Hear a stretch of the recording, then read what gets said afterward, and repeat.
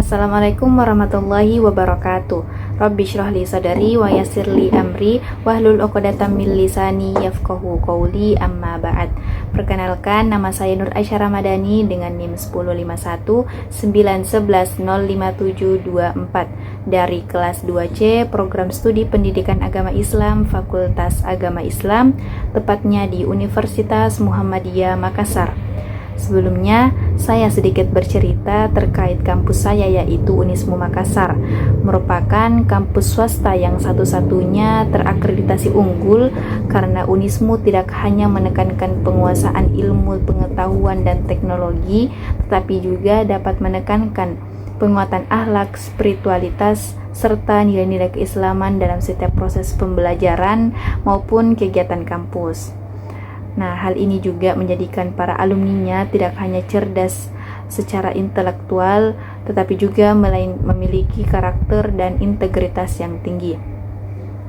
Bukan hanya itu, Unismu juga menyediakan berbagai beasiswa, baik dari beasiswa dari internal kampus, Muhammadiyah, pemerintah, hingga mitra luar negeri. Dan video yang saya buat ini merupakan tugas final dari dosen pengampu saya, Ibu Musdalifah Nihaya, SPSI MPD, selaku dosen pengampu pada mata kuliah Psikologi Perkembangan. Dan kesan saya selama berjalannya perkuliahan ini tentunya memberikan pengalaman yang sangat membuka wawasan, karena dengan mempelajari psikologi perkembangan, saya lebih memahami bahwa setiap tahap kehidupan manusia ini memiliki ciri khas, kebutuhan, serta tantangan yang berbeda-beda. Saat ini juga saya baru mengetahui bahwa ilmu psikologi perkembangan ini tidak hanya membahas tentang teori, melainkan dapat membawa saya untuk lebih peka dan empati terhadap perkembangan orang-orang yang ada di sekitar saya. Dan pesan saya juga yaitu pelajarilah ilmu ini dengan ikhlas agar ilmunya bermanfaat bagi kalian, bukan hanya sekedar mendengarkan telinga kanan keluar telinga kiri, dan jadikan setiap materi yang dijelaskan oleh teman-teman dan dosen pengampu kita kemarin sebagai alat untuk lebih memahami diri kita sendiri maupun orang lain. Selanjutnya, saya akan mempresentasikan hasil jurnal yang telah saya susun, yaitu dengan judul Analisis Faktor yang mempengaruhi kurangnya minat belajar pendidikan agama Islam di sekolah dasar.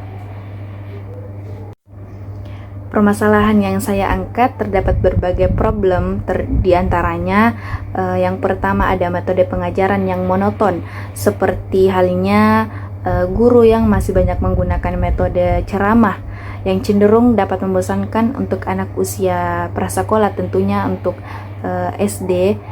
Dan yang kedua, minimnya relevansi materi PAI dengan kehidupan sehari-harinya. Dalam artian, masih banyak yang mengira bahwa pelajaran pendidikan agama Islam ini hanya soal materi, bukan untuk bekal kita bukan untuk bekal kita nantinya.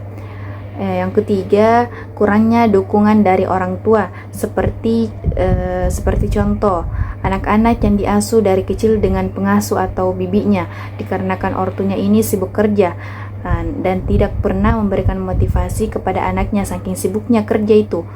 Maka biasa anak-anak itu kurang minat untuk belajar terhadap pelajaran, entah itu agama Islam kah atau pelajaran yang lainnya. Terus adapun solusi yang saya gunakan untuk mengatasi problem tersebut, yaitu perbaikan metode pengajaran dengan cara mendorong guru untuk menggunakan metode pembelajaran yang lebih kreatif, menyenangkan, dan interaktif, seperti permainan edukatif atau tebak gambar sesuai dengan materi kah atau permainan yang lainnya. Yang kedua, peningkatan dukungan dari orang tua. Seperti jika orang tuanya sibuk kerja dari pagi sampai malam, maka kita harus mengeluarkan waktu setidaknya di hari libur lah untuk anaknya, baik itu menghabiskan waktu untuk bermain sambil belajar misalnya.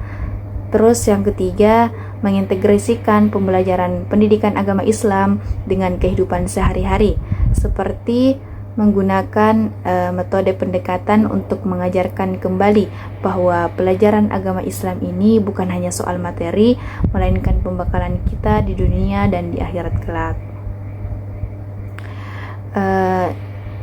Dan juga perlunya dukungan dari orang tua, guru, dan sekolah yang saling bekerja sama guna menciptakan ekosistem pembelajaran terhadap siswa, pembelajaran yang mendukung terhadap siswa. Terus yang terakhir, adapun kaitannya antara permasalahan dan solusi yang tadi saya bawakan dengan pendidikan agama Islam, yaitu bukan hanya soal transfer pengetahuan, melainkan pembentukan karakter dan moral serta penginternalisasian nilai-nilai Islam dalam perilaku sehari-hari.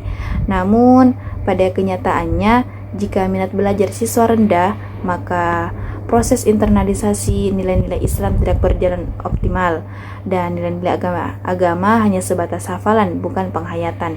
Maka saya mengangkat solusi demi mendukung tujuan utama pendidikan agama Islam, yaitu menjadikan siswa beriman, berakhlak mulia, serta aktif dalam menerapkan nilai-nilai Islam dan menanamkan pembelajaran agama yang hidup dan membumi dalam keseharian siswa dengan solusi-solusi yang saya sebutkan sebelumnya.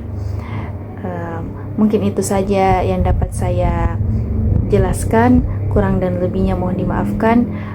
Saya akhiri dengan ucapan billahi fisabilil haq fastabiqul khairat.